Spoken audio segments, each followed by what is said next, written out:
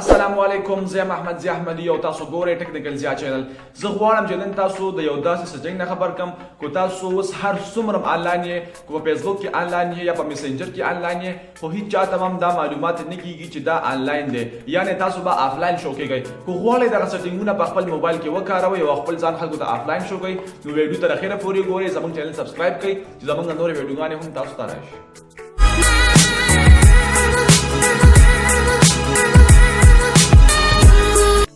کو تاسو غواړئ دغه سیټینګونه په خپل موبایل کې وکاروئ او خلکو ته خپل ځان آفلاین شو کوئ، نو تاسو به اول خپل فیسبوک ته راشئ یا خپل فیسبوک به آن کړئ.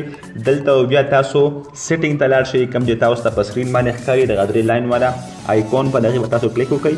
نو دلته به تاسو ته یو څو آپشن درکړي، په دې کې به تاسو ټولو اخري برخې ته راشئ او وګورئ سیټینګ ان پرایویسي، په دغې باندې به تاسو کلیک وکړئ.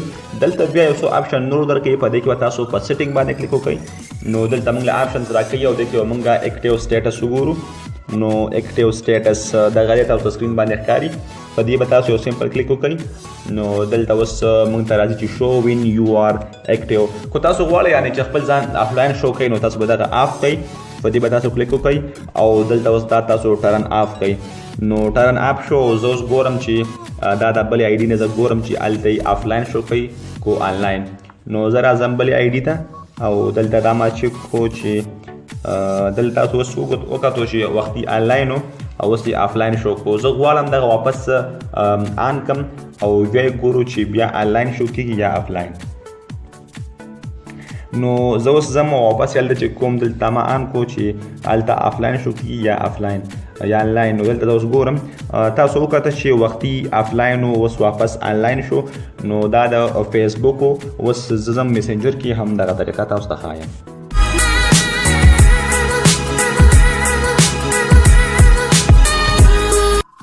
نو که تاسو غواړئ په میسنجر کې هم ځان آفلاین شو کوئ، نو تاسو به اول خپل میسنجر ته راشئ او دلته تاسو وینئ چې د سکرین په پاسنۍ برخه کې تاسو به خپل عکس وي، خپل تصویر به وي، نو تاسو به هغه باندې یو سمپل کلیک وکړئ. نو دلته تاسو ته بیا یو څو آپشنز درکوي چې په دې کې به تاسو اکټیو سټیټس وګورئ او څنګه تاسو ته په سکرین باندې ښکاري، په دغې به تاسو کلیک وکړئ. نو دلته تاسو ته بیا د فیسبوک غوندې هماغسې نشان درکوي. که تاسو یعنې غواړئ چې خپل ځان آفلاین شو کړئ، نو تاسو به همدغه آپشن ټرن آف کړئ. نو زه غواړم دا آپشن ټرن آف کړم او بیا د بل میسنجر نه ګورم چې هلته یې آنلاین ښیي یا یې آفلاین شو کړي. نو دلته زه لاړم بل میسنجر ته او دلته ما وکته چې کوم آی ډي نه چې ما خپل ځان یعنې ټرن آف کو، نو دلته اوس تاسو وکته چې دلته آفلاین شو کوي. نو زه غواړم چې واپس دغه ټرن آن کړم او دغه هلته واپس وګورم چې آنلاین شو کوي یا آفلاین شو کوي. نو ما واپس د دې ځای نه ټرن آن کو، یعنې خپل ځان مې هایډ شو نه کو. نو زه غواړم چې اوس واپس د هغې آی ډي نه وګورم.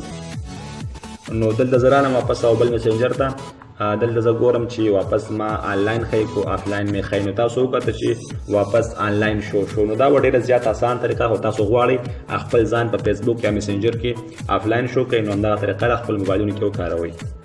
ګرانو دوستانو، امید لرم چې ویډیو مو خوښه شوې وي. که ویډیو مو خوښه شوې وي، چینل خامخا سبسکرایب کړئ، کمنټ وکړئ، لایک وکړئ چې زموږ د نورو ویډیوګانې هم تاسو ته راشي. تر بلې ویډیو د الله په امان.